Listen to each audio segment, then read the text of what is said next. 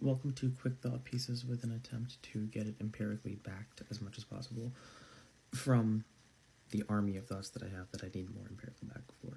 So this is going to be about Osho's model of instinct, intellect, and intuition, and connecting it with the learning and steering subsystem. I talked about that in a different video.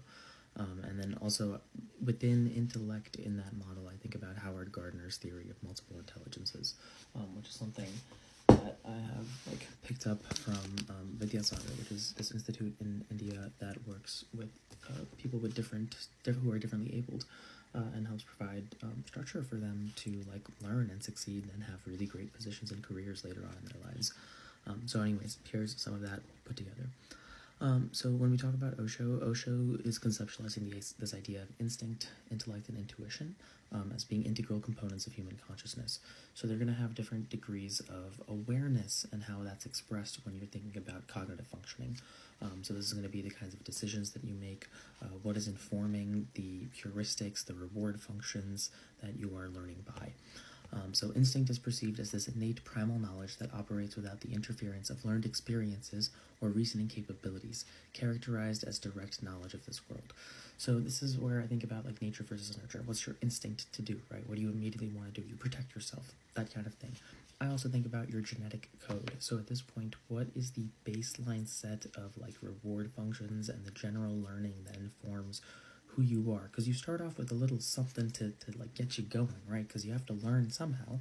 So how's that happening? Your brain and your body, and then your genetic code is informing how that came about and how you were developing, and what are the ways that you informs how you learn. What's the pre-training that's been done on you, right?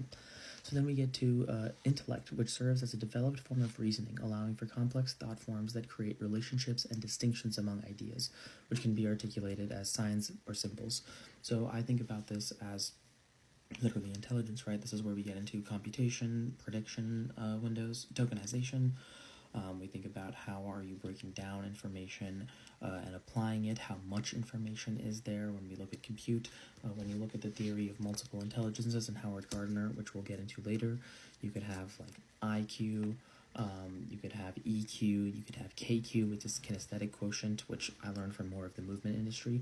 But you can have kinds of intellect, and we will get into much later talking about types of intelligence and how it's an element of, I don't know why I'm emphasizing that way, it's an element of consciousness, but we don't necessarily need to confuse it with consciousness itself. I do think they are distinct. Anyways, intuition, as Osho talks about, is an advanced form of understanding that transcends both instinctive and intellectual thought, which can result in sudden insights or revelations that aid in navigating life's complexities. This is how he describes it.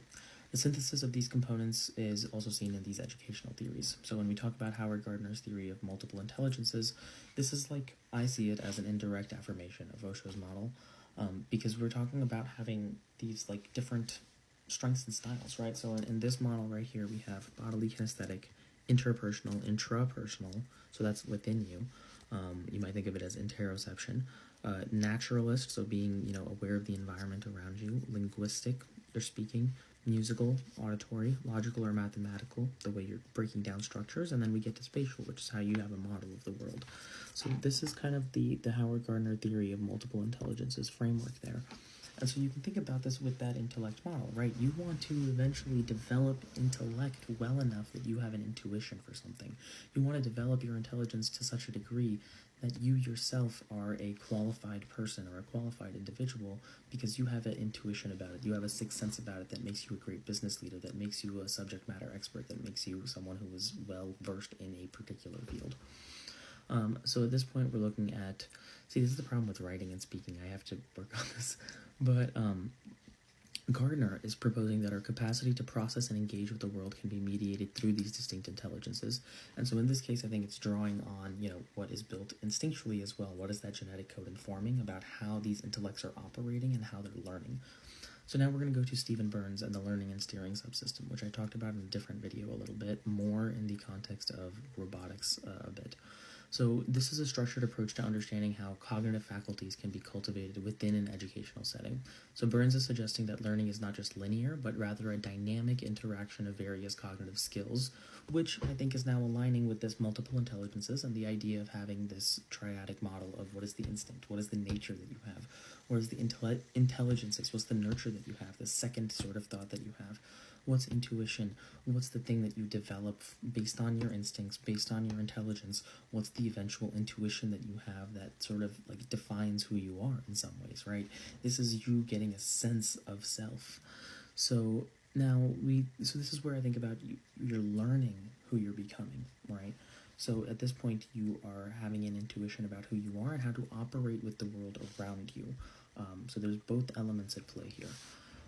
So this aligns a lot with this idea of learning being nonlinear, and that's something that I think we're seeing a lot more with embodied intelligence and the approach to embodied AI with robotics.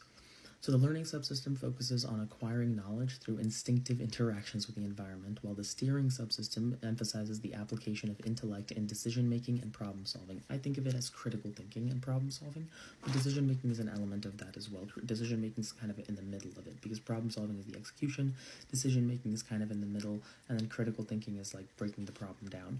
I made a video about like structure, control, and rhythm, which I think kind of aligns there, but we won't get into that right now. It also does align with another video that I made where we talked about robots and how they sense, think, and act, but then breaking that down further into perception, interaction, propulsion, and locomotion. And here I think the interaction and propulsion breakdown aligns really nicely with the learning and the steering subsystem, because interaction is about the learning what is going on and deciding what to do and what opportunities and choices you have, whereas the steering system is aligned more closely with the propulsion, which is what are we going to do? Where do we need to send intent in order to get force production and get ready for locomotion, the expression of the action, the problem solving. So this model overall, yes, I wrote it. So holistic educational outreach. That's such a confusing, like, I don't know how to integrate that back into what I just said. So see, this is the issue with transition sentences, but that's why we go with bullet points, because this will happen naturally. Anyways, let's consider, actually, no, I'm going to end it there. I want to talk about Michael Levin a little bit, but I feel like this is already jumping quite a bit, and I think connecting Osho is already pretty useful, because I do want to talk a little bit more about some psychological elements more, I guess, yeah.